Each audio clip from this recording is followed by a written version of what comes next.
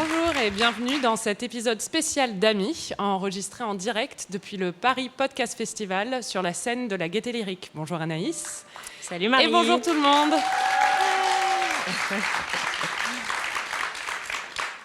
Après avoir regardé 10 saisons de Friends et 5 films Twilight, ce qui en temps ressenti équivaut à peu près à 28 saisons de Friends, on a décidé de s'attaquer à la plus grande œuvre érotico-romantique du premier trimestre de 2015. Le seul film qui allie butt plugs et droits contractuels. On veut bien entendu parler de 50 nuances degrés. J'espère que vous êtes prêts. Salut, moi c'est Anaïs, et contrairement à l'héroïne de cette saga, personne ne m'a jamais fourré de gingembre dans les fesses. Moi non plus.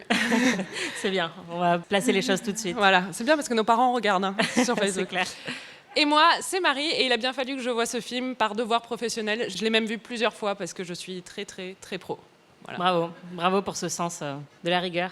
Bon, j'imagine que tout le monde ici a déjà entendu tous les épisodes d'Amis, que vous connaissez par cœur le principe.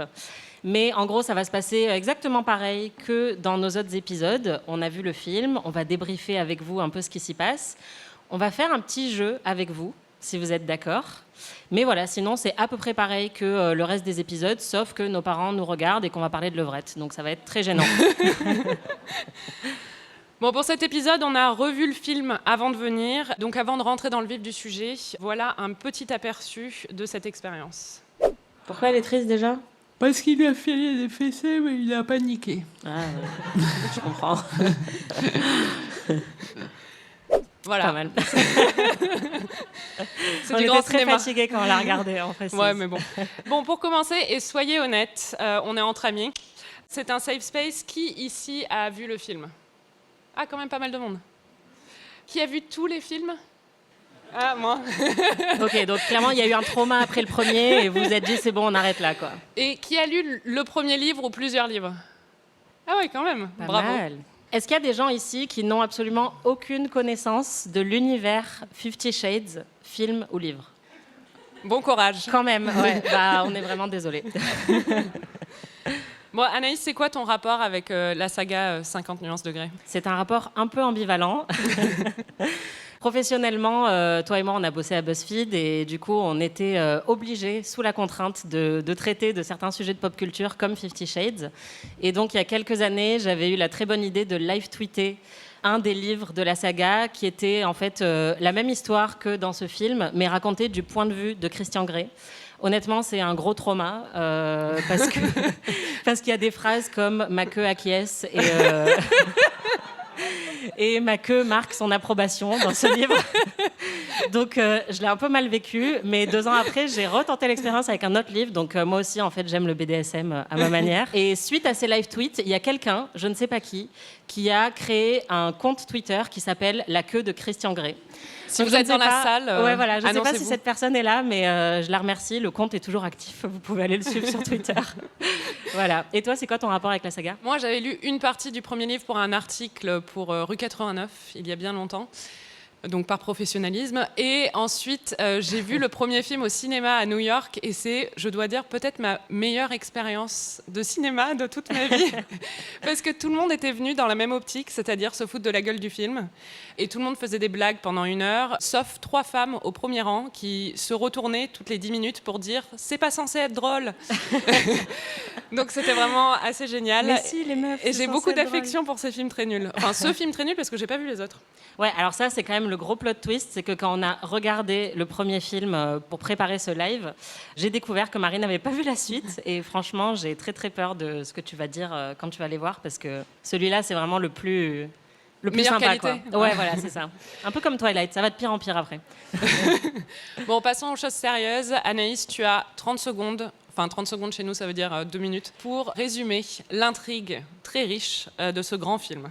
Alors, c'est l'histoire d'Anna, Anastasia, une étudiante en lettres qui est vierge. Et on sent que ça la travaille parce qu'elle passe ses journées à mâchouiller sensuellement des crayons. Et elle est aussi très pauvre. On le sait parce qu'elle a un portable à clapper.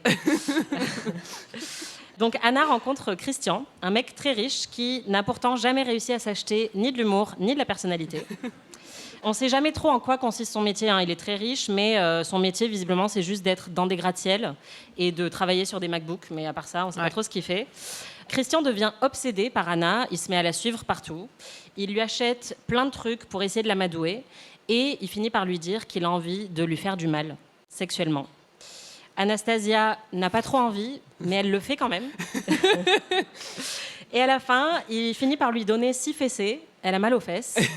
Et ça se termine comme ça. Voilà, grosso modo, vous avez un peu le film. Bravo. Merci. C'est vraiment ça. Avant d'explorer en profondeur les termes très riches de ce film, on voulait vous présenter un peu les personnages. Il y a d'abord Anna, donc Anastasia, tu l'as dit, qui est jouée par Dakota Johnson. Anaïs, si tu devais décrire Anna en quelques mots, hors son portable à clapper, qu'est-ce que tu dirais ? C'est une grosse victime, dans tous les sens du terme, parce que déjà, elle va se faire victimiser par Christian, qui est un psychopathe. C'est aussi une meuf en profonde détresse capillaire, en fait. Puisque sa frange, on dirait qu'elle a été coupée dans le noir par un enfant de 5 ans qui est myope. Donc déjà, elle part avec beaucoup de handicap dans la vie, quoi. Toi, tu la décrirais comment ? Moi, j'avais marqué, elle a autant de personnalité qu'une tranche de pain de mie non toasté. Voilà. Mais c'est assez, ça peut être bon, Pas mais mal. c'est pas, à la longue, c'est un peu lassant quand même. Et vous allez le voir, les tranches de pain de mie jouent un rôle très important dans ce film. C'est vrai, On en j'avais reparlera. oublié. C'est vrai. Il y a une résonance symbolique déjà dans ce que tu C'est racontes. vrai. Mais le plus important quand même avec Anna, ce qu'il faut dire, c'est qu'elle se mordit toujours les lèvres. Et on a un peu fait un décompte pendant le film. Premier mordillage de lèvres. Deuxième mordillage de lèvres. Mordillage de lèvres. À la fin, elle va ressembler à Didier Deschamps. Putain, si elle se met même à bouffer la machine à étiqueter, on va pas s'en sortir. Alors, on a des réflexions vraiment très profondes dans ce film. Après, il y a Anna, il y a Christian. Donc Christian le milliardaire. Comment qui tu est le joué décrirais par Jamie Dornan, le magnifique, le très très beau. C'est sa seule qualité. C'est vrai. Comment tu le décrirais ? Christian, c'est tout ce qui ne va pas avec les hommes, en fait. C'est vraiment, si vous imaginez l'amant le plus médiocre que vous avez eu dans votre vie, le mec qui n'y connaît rien à l'anatomie féminine, mais qui est persuadé d'être votre meilleur coup, c'est Christian Grey, en fait. Voilà. Je sais pas si tu as une autre description. Non, moi, la réflexion que je me suis faite, c'est que Jamie Dornan a joué dans une série qui s'appelle The Fall, où il jouait un serial killer. Elle a fait cette tête parce qu'elle trouve hyper attirant dans cette série, alors qu'il joue littéralement un serial killer. Mais il est plus beau quand il tue les femmes que dans 50 Shades. Et surtout, il est plus équilibré, je pense, dans cette série que Christian Grey, quoi. Après, on a la coloc. La coloc d'Anna, qui est pas très remarquable, sauf qu'elle mange le sandwich d'Anna, ce qui pour moi est une peine capitale. Donc on la cancel direct, quoi. Ouais, en plus, on assiste à la préparation du sandwich. C'est un sandwich au thon, il a l'air hyper bon. Et à la dernière minute, Anna se le fait voler. Et franchement, c'est même limite mieux comme intrigue que tous les moments où elle couche avec Christian, quoi. Et ensuite, il n'y a vraiment pas beaucoup de personnages. C'est pour ça on passe rapidement, parce que en fait, c'est quasiment que Anna et Christian. Mais il y en a un dernier, c'est José. C'est vraiment son nom. Oui, c'est pas une blague. José, c'est le meilleur pote d'Anna, qui donc est dans la friend zone. Parce qu'évidemment, comme dans tout récit un peu fanfic, young adulte, Anna est hyper banale, mais tout le monde est amoureux d'elle. Et donc, José est hyper amoureux d'Anna, mais elle en a rien à secouer parce qu'il n'est pas assez riche par rapport à Christian. Voilà. Ce qu'il faut dire, c'est que Rosé. Non, ça, c'est ce dont on a besoin maintenant. Ça, voilà. José est un peu basé... Enfin, il rappelle beaucoup Jacob dans Twilight, pour les gens qui connaissent cette autre fabuleuse saga.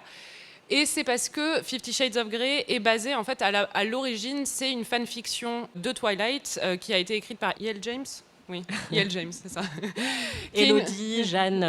je sais pas comment elle s'appelle. E.L. Mais elle a écrit ça en ligne, donc c'était une fanfiction sur Twilight qui était un peu trop olé olé parce qu'elle était très sexy apparemment. Mais l'héroïne c'était Bella et le héros c'était donc... Comment il s'appelle ? Édouard. Et elle a changé les prénoms, elle a fait de Christian un milliardaire au lieu d'un vampire. Et au lieu de vouloir mordre et tuer Bella, il veut juste la fouetter. Voilà. La fanfiction a été auto-publiée et ça a été un énorme succès chez les mamans. Ça a été surnommé le mommy porn parce que toutes les mères de famille américaines lisaient ça sur leur Kindle en secret. Et ça a été un énorme succès. Et en fait, quand le film a été fait, le gros problème qu'il y a eu, c'est que ça a été adapté. Ça aurait pu être peut-être pas un très bon film, mais au moins un film assez bon. Parce que c'était Sam Taylor-Johnson qui réalisait. Et à la base, elle réalisait surtout des films indés. Elle avait une vision pour le film. Il y avait aussi Kelly Marcel qui était scénariste dessus. Et les deux ont raconté a posteriori qu'elles ne voulaient même pas regarder le film. Parce que, elles veulent plus le voir. J'apprends des choses, hein, C'est vrai, en plus. Je découvre. Elles ne veulent plus regarder le film parce que ça s'est tellement mal passé avec E.L. James qui les a empêchées complètement d'adapter le film selon leur vision et qui voulaient rester fidèles à son œuvre pour satisfaire les fans. Donc voilà, c'est le résultat qu'on a eu. Bravo. Voilà. Mais en tout cas, c'est vrai qu'on retrouve beaucoup d'éléments de Twilight. C'est la même histoire, hein, le même triangle amoureux et les mêmes intrigues un peu nazes.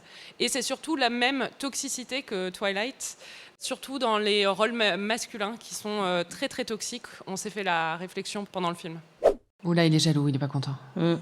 Notre homme a touché sa propriété, ça ne va plus du tout. C'est vraiment comme dans Twilight, il y en a pas un pour rattraper l'autre.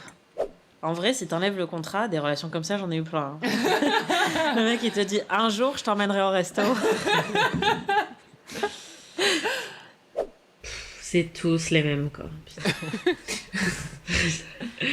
Mon enfance a été dure, alors maintenant je veux plus te faire de bisous.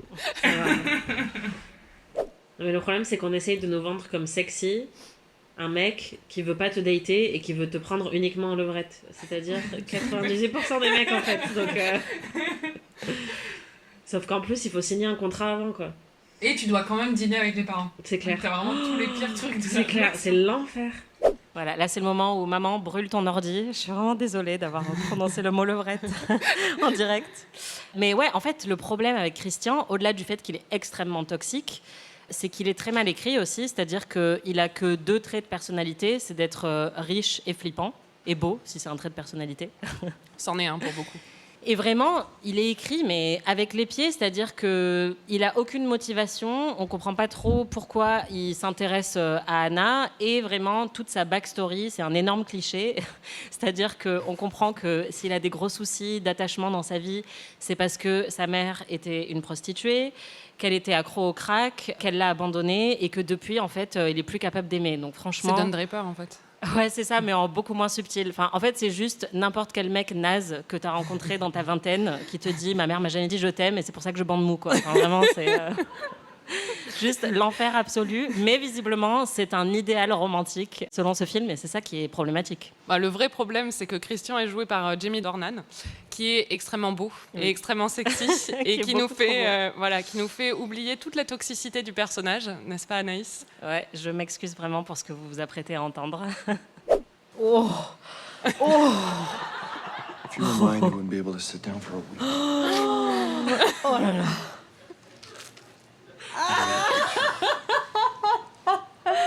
Attends, il faut que je repasse cette scène. Ah, c'est vrai que c'est assez grandiose. Ouais, il a des très belles faces. Hein. Il a des très belles fesses. Le problème, c'est qu'à chaque fois qu'elle enlève son t-shirt, je perds toute raison. Ah, là, ça va être bien. Oui, c'est là où on voit le début des poils de sa bite. Exactement. J'ai tellement honte de me souvenir de ça 4 ans plus tard. Mais tout le monde se souvient de ça. J'ai tellement honte. Désolée. Ouais.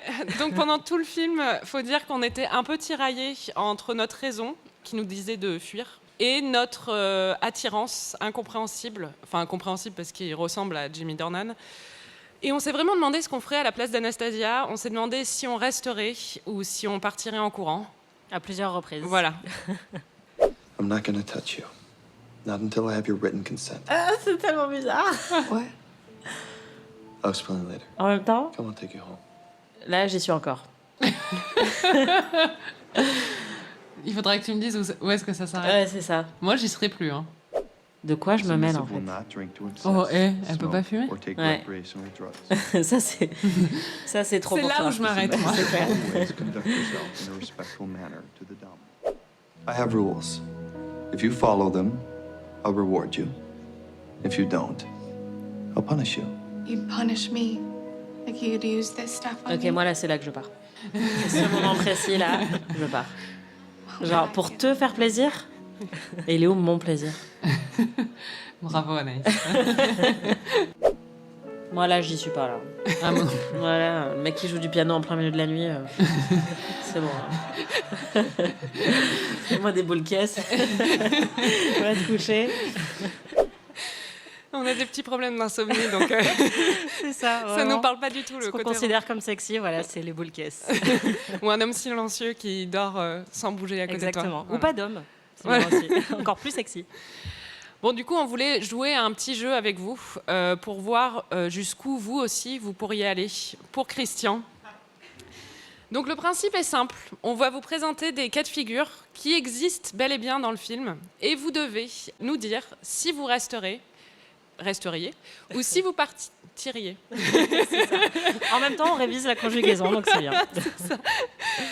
Alors, on vous dira quel mot dire à quel moment. Mais en gros, la première mise en situation.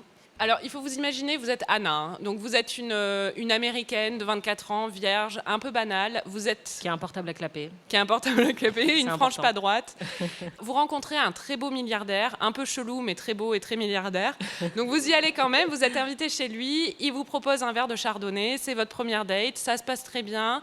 L'alcool aidant, vous commencez à vous chauffer un peu et vous lui dites « Est-ce qu'on va faire l'amour ?» Et il vous répond « Ça ». Two things. First, I don't make love. I fuck. Hard. Deux choses.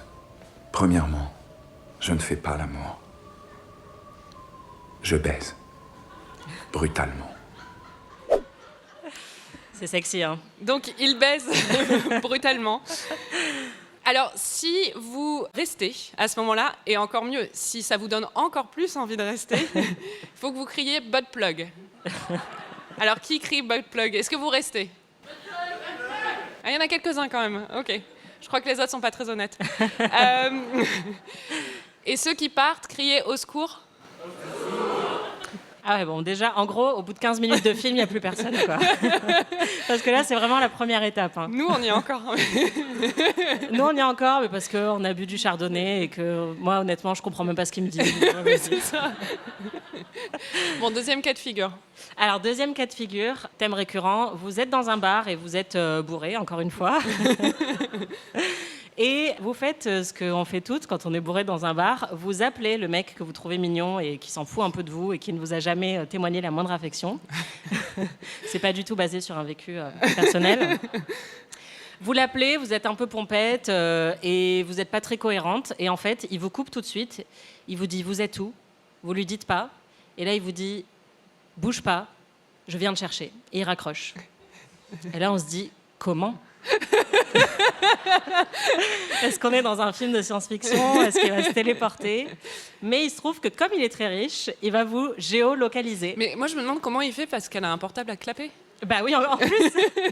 Il n'y a même pas la 4G Je viens sur ces juste d'y trucs-là. penser, mais enfin bon. Bah ouais, je sais pas, honnêtement, je sais même pas comment ça fonctionne un Mais portable bref, clapé, il la géolocalise. Bon, c'est la beauté du scénario, hein. C'est que donc 10 minutes plus tard, elle sort du bar et là il y a Christian qui se pointe, qui l'a géolocalisé, qui l'attrape par le bras et qui lui dit « Tu viens avec moi ». C'est un peu flippant, enfin moi je trouve. Hein. Mais là on est encore au début du film. Alors, est-ce que vous butt-pluguez? Est-ce qu'il y en a ici qui restent et qui se disent « Ouais, c'est super sexy, il a entendu que j'étais un peu pompette, il vient me chercher ». Est-ce qu'il y en a qui crient butt-plug là? Qui crie butt-plug? Ah, quand même, plus nombreux que pour je baise énormément. Je baisse brutalement. En même temps, je peux comprendre. Il y a un côté un peu, je me laisse faire. Pourquoi Ok. pas hein. Bon, est-ce qu'il y en a qui sont un peu flippés? Ceux qui sont un peu flippés, vous criez au secours. C'est marrant, hein. Vous me surprenez. Anaïs, tu avais un argument très très persuasif pendant qu'on a regardé le film pour rester quand même. Ouais. I'm sorry, I didn't... are, I'm coming to get you. What? Quel enfer.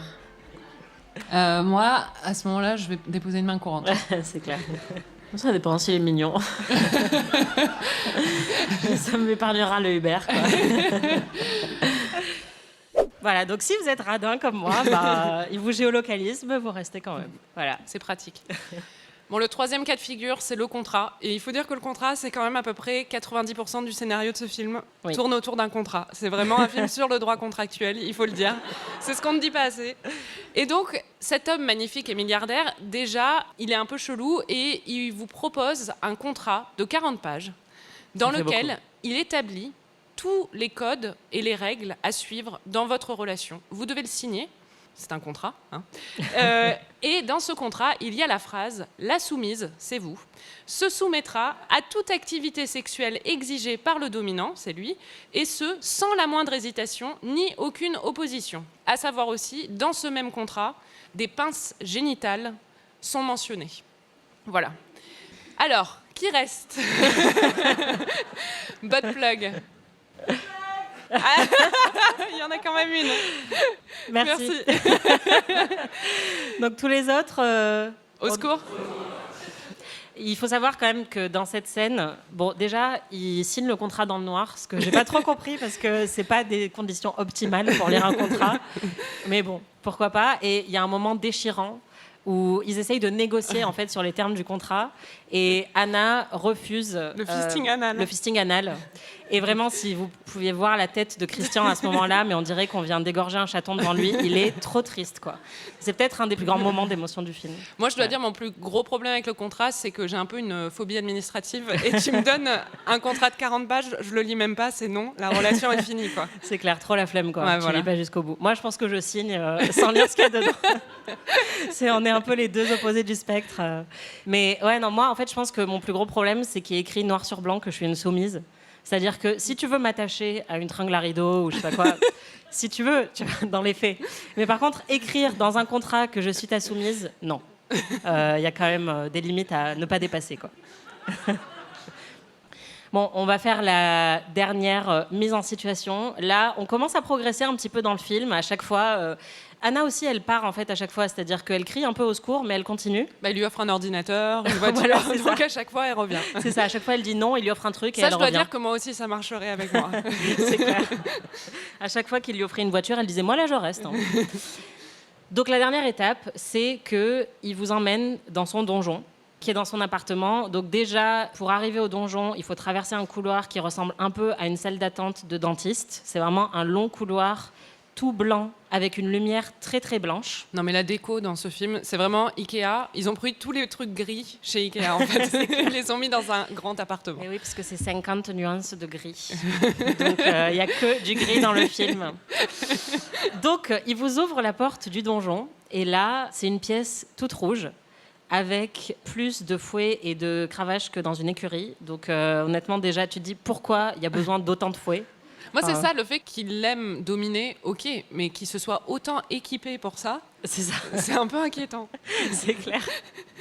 Et puis vraiment, moi, ce qui me perturbe le plus, c'est que donc il y a des canapés en cuir rouge matelassé. Personnellement, moi, c'est là que je pars. On dirait un peu un showroom Roche-Beaubois des années 90, tu vois. Ou, je sais pas, genre le département accessoire de American Horror Story. Mais en tout cas, clairement, ça ne va pas sur la déco. Donc vous, à ce moment-là, vous découvrez cette salle hyper mal décorée où il y a 150 fouets et des chaînes partout. Tu crois qu'il a embauché une décoratrice, Christian Grey, dedans, pour faire la déco du donjon? Bah, honnêtement, je pense qu'il a rien décoré lui-même. D'accord. C'est quelqu'un de très riche et il touche jamais rien chez eux, les riches. Enfin, en tout cas, c'est comme ça que je me représente les gens très riches. Donc à ce moment-là, vous découvrez le donjon qui buttplug. Ah ouais, quand même. C'est l'investissement financier derrière qui impressionne. Ouais, c'est ça. Vous dites, bon, avec 300 fouets quand même, il faut au moins en tester un, quoi. Et les autres, moi, honnêtement... Moi, je pars. Hein. Ouais, moi j'étais partie déjà il y a 1 heure. Hein. Ouais, c'est ça. Mais moi, c'est vraiment la déco. Hein. C'est pas les... c'est pas les fouets. Bon, bah, merci d'avoir participé à ce jeu. Je note quand même que la plupart d'entre vous n'auraient pas eu de liaison avec Christian. Ouais, bah honnêtement... Vous savez pas ce que vous loupez. Hein. Bon, la raison, il faut le dire, pour laquelle ces films et ces livres ont eu un tel succès, c'est l'attrait des scènes de sexe. Sauf que pour un film qui nous vend de l'héroïsme BDSM, c'est franchement pas très très kinky. Non. Et d'ailleurs, on était un petit peu déçus devant le film.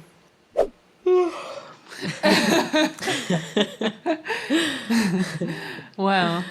Ouais. Qu'est-ce qu'il veut faire? Il va partir, il va revenir 5 jours plus tard. Ah oui, il va lui il va lui attacher bander les mains les yeux. avec... Ah oui, Non, il va lui attacher les mains avec les cravates. Ouais, ça, c'est rien, quoi. c'est clair. Même ça, enfin, si c'est ça, la soumission... Ouais, bah, on Ça a a l'air tous fait. sympa. Hein.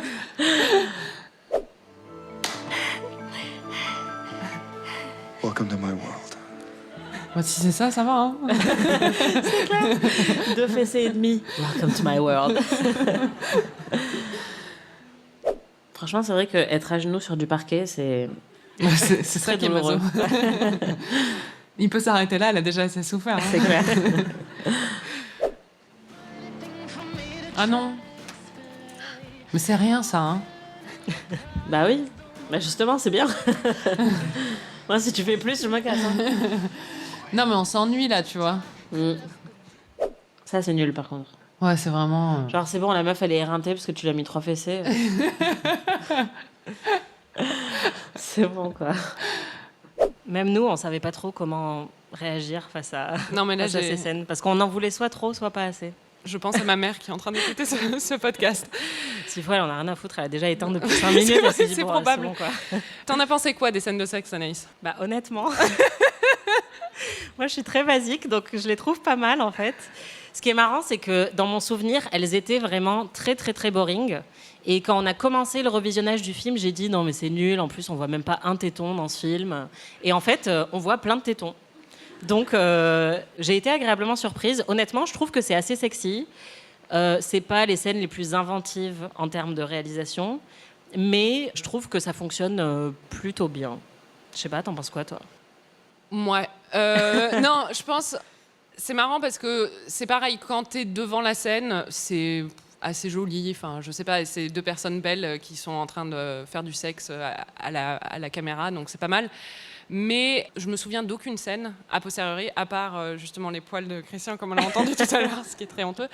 Et surtout, enfin, je trouve vraiment, on a eu un espèce de débat la dernière fois quand on préparait le conducteur, parce que je disais, et c'est pas le même genre de film, évidemment, mais je trouve un film comme In the Mood for Love, où il ne se passe absolument rien et ils ne font que s'échanger des regards, bien plus érotique que ce film-là, qui est censé être un film érotique, en fait, qui, pour moi, n'a rien de sexy.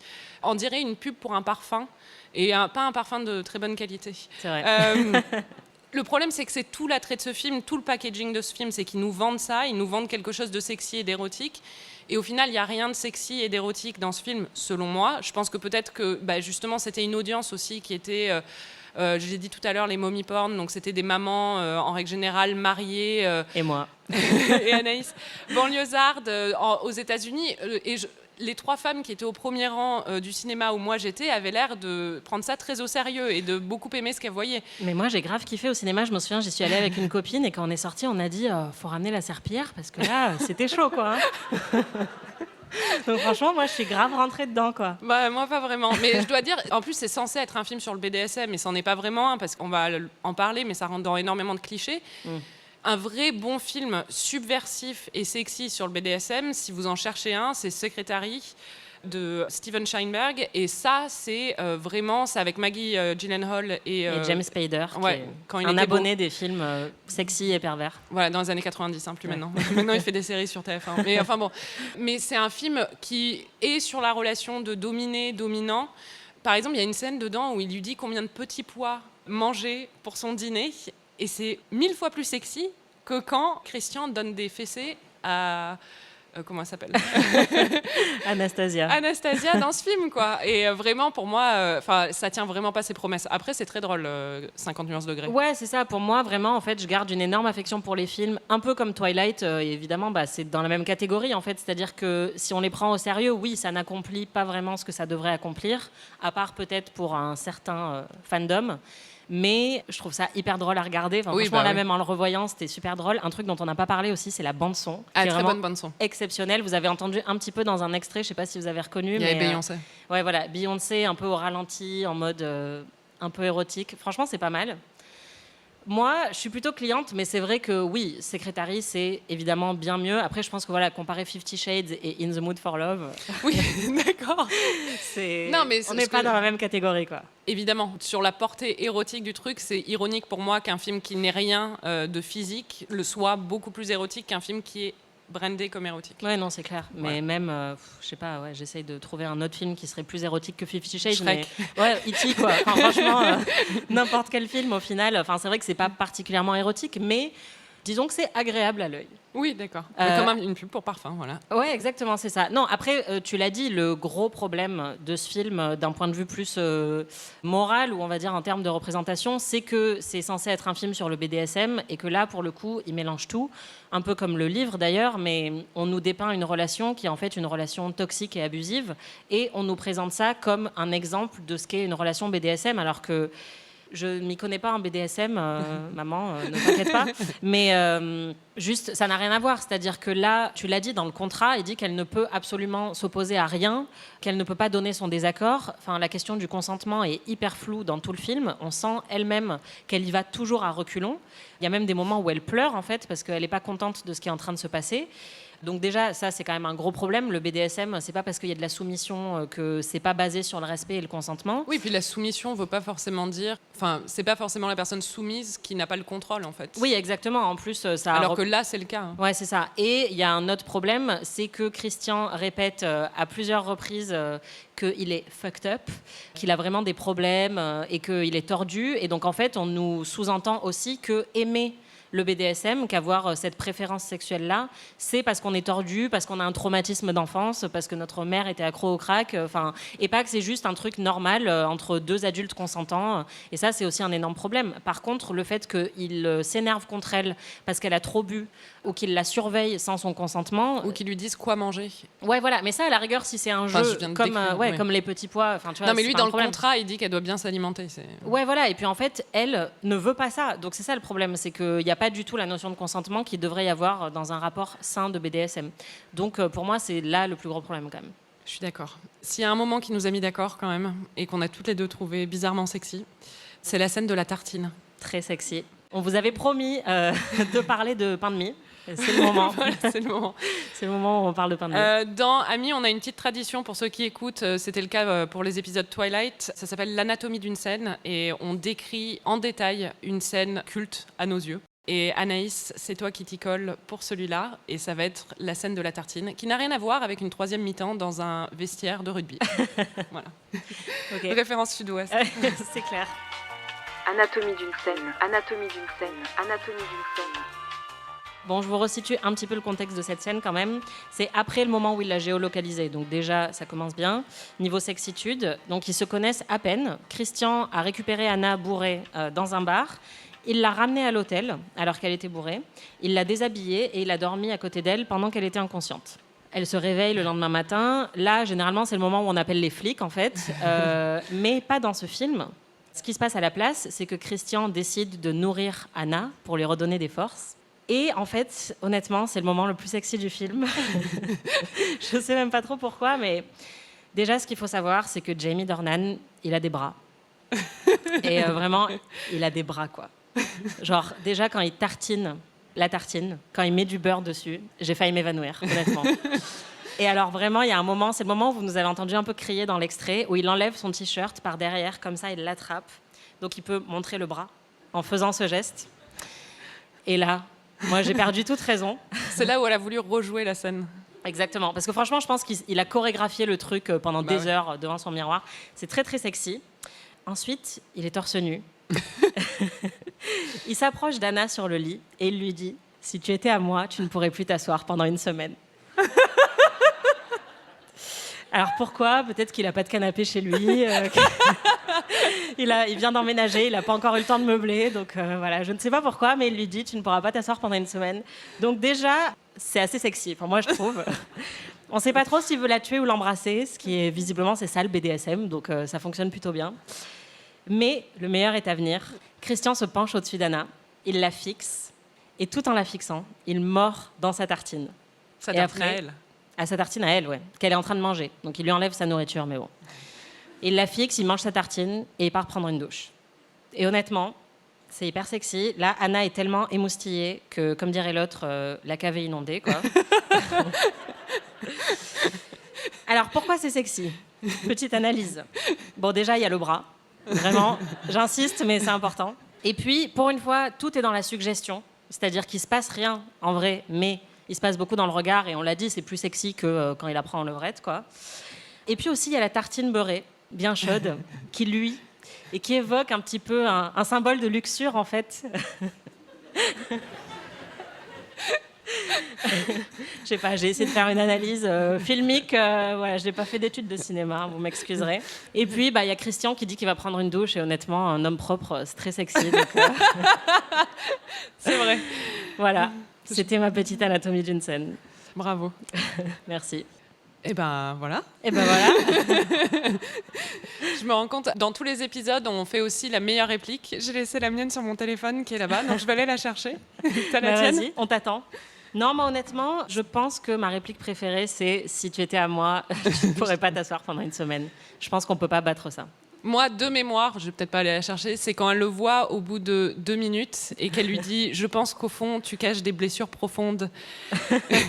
Alors qu'il lui a juste dit « Bonjour ». Et qu'il a répondu à 2 de ses questions. Parce que bon, voilà. C'est clair. Franchement, on devrait faire ça dans le métro. Tu vois un mec mignon et tu lui dis « Bonjour, je pense que vous cachez des blessures profondes ». Ça marcherait trop. Parce Grave. que c'est ce qu'ils veulent tous nous faire croire, quoi. C'est clair. On vous invite à tester ça en sortant de cet enregistrement. Une dernière étape, généralement dans les enregistrements, on a un MVP, donc Most Vital Player, c'est un peu Valuable Player, ouais. Ça va, putain. En gros, c'est la personne la plus importante, c'est un peu le winner de l'œuvre qu'on vient d'analyser. Est-ce que tu as un MVP Moi, c'est la tartine. Hein. Clairement, c'est la vrai star que de ce film. C'est pas mal comme choix. Et toi ? Moi, je pense que mon MVP, c'est Taylor, qui est le chauffeur de Christian. Ah oui, c'est vrai. Qui est une espèce de mec tout en muscles, qui parle pas. Et lui, tu te dis, lui, s'il me disait qu'il va me fesser, je le croirais, quoi. Et je lui dirais oui, d'accord. C'est vrai, parce qu'en plus, Christian, il a 27 ans dedans et il fait un peu gringaler quand même. Enfin, il n'est pas très impressionnant. Ouais, c'est ça. Et puis vraiment, mais il ne sourit à aucun moment du film. Enfin, c'est tragique, quoi. Enfin, vraiment, ce film a été totalement vidé de toute joie, de tout bonheur. Donc, ouais, non, franchement, Taylor, appelle-moi. Je pense que je préférerais largement avoir une aventure BDSM avec Taylor, le chauffeur, qu'avec avec Christian. Ou même avec Anna, honnêtement, mais juste tout sauf Christian. Je crois qu'on a quelques minutes pour des questions, si vous voulez poser des questions. Il va y avoir tout ce que vous avez toujours voulu savoir sur Ami. Ou 50 Shades, ou quoi que ce soit. Est-ce qu'il y a des questions ? Ce qu'il faut savoir, c'est qu'on n'est pas vraiment amis. On fait semblant pour ce podcast. Bonjour, je m'appelle Thomas. J'ai Thomas. suivi Ami grâce à la rétrospective de Friends, parce que ça m'a redonné aussi de revoir Friends, Génération Club d'eau. Et en fait, ma vraie question, c'était, le postulat de départ, c'était je fais découvrir une série à mon ami. Quelle est la seconde ? Est-ce que vous allez inverser les rôles ? Est-ce qu'on peut avoir un peu de teaser sur la suite de Oui, Ami ? on peut. Alors vraiment, le postulat de départ, c'est que j'avais vraiment jamais vu Friends et qu'on se disait que c'était catastrophique. Et donc, on s'est dit, il faut qu'on fasse un podcast autour de ça. Mais oui, on a trouvé une autre série que Marie n'a pas vue, qui est culte et que moi, j'adore. Donc, on va pouvoir inverser les rôles. Marie, est-ce que tu veux dire quelle est la série de la saison 2 ? C'est Twin Peaks. Vous partagez mon enthousiasme. Ouais, j'ai trop hâte parce que moi j'ai très très très peur. Ouais, parce que Marie est hyper cartésienne et je pense que ça va pas du tout lui plaire. Mais voilà, on continue sur la thématique souffrance. Va être fun. Oui, voilà. Je pense que c'est plus fun, mais je sais pas, j'ai jamais vu en même temps, donc je peux pas te dire. Ça. Mais dans mon idée de Twin Peaks, c'est plus fun de regarder Friends. Oui, je pense aussi, ouais. Je suis d'accord. On a plein de questions, c'est trop bien. Merci. Du coup, ma question, c'était comment est-ce que vous avez eu la première idée de ce podcast ?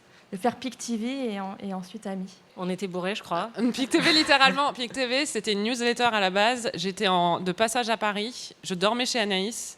On était bourrés. Et sur le chemin du retour chez elle, elle m'a dit « J'ai une idée pour une newsletter sur les séries ». Elle m'a pitché toute la newsletter. Et le lendemain matin, au réveil, je suis brillante. Elle m'a dit « Tiens, je t'ai pas parlé de cette idée que j'ai de newsletter ». Et je lui ai dit « Tu m'en as parlé en détail hier soir ». Et elle me dit « Ah bon, dis-moi ce que je t'ai dit, parce que dans ma tête, c'est pas encore très détaillé. » Donc ça a été la naissance de PIC TV, qui après s'est transformé en un podcast quand on a commencé à travailler avec Slate pour parler de séries, parce qu'on était toutes les deux assez passionnées par les séries. Et l'idée de Friends, c'est parce que à BuzzFeed, on avait pas mal fait je regarde pour la première fois parce que j'ai jamais vu. Et l'idée d'un duo, c'était un peu, on est meilleurs amis, on se connaît depuis presque 10 ans, on adore les séries, on a beaucoup de goûts en commun. Et il y avait cette espèce d'énorme gouffre autour d'une œuvre assez culte qui était Friends. L'idée on la regarde ensemble alors que moi je suis fan et qu'elle l'a jamais vue semblait à couler de source. Donc ça a été. Ouais. Mais c'est vrai que c'était comme beaucoup de mauvais podcasts, c'est-à-dire qu'on s'est dit on devrait faire un podcast parce qu'on est super drôle. Et on en a parlé à Slate et ils nous ont dit ouais c'est une bonne idée et franchement on est super contente du résultat. Oui, voilà. Tout à fait. On a encore une question, il nous reste 1 minute. Ah oui, d'accord. Je me disais, ça se trouve, il n'y a personne qui pose une question, ils se font juste passer le micro. C'est un nouveau jeu. Si vous deviez choisir, et pourquoi, entre Twilight et 50 nuances de Grey, vous choisissez quoi ? Ah, Twilight. Quand même. Non, 50 nuances de Grey, c'est vraiment nul. Alors que je maintiens que Twilight, le premier film, est bien. Ouais, et puis vraiment, Twilight, je sais pas du coup si vous avez vu tous les films et si vous avez écouté nos épisodes, mais vraiment, le moment où elle se casse le dos à l'envers, moi, je trouve que ça reste un des plus beaux moments de l'histoire du cinéma, quoi. Et 50 Shades n'atteint jamais vraiment ce genre de what the fuck. On s'ennuie vraiment beaucoup dans 50 Shades, quoi. La meuf a vu un film. Oui, je me suis beaucoup ennuyée. J'ai pas envie de voir les autres. Tu verras les autres, franchement, il y a du niveau. Ah, il y a des histoires de Ben & Jerry's converse à certains endroits. Tu verras, ça va être sympa. Bon voilà, je crois que c'est fini. Merci à tous d'être venus nous voir. Merci de nous écouter. Merci Anaïs. Merci Marie. Et merci beaucoup à Aurélie Rodriguez, Benjamin Ours, Christophe Caron et à toute l'équipe du Paris Podcast Festival et à vous tous qui avez été vraiment super. Ami revient le 12 novembre pour une nouvelle saison sur Twin Peaks donc.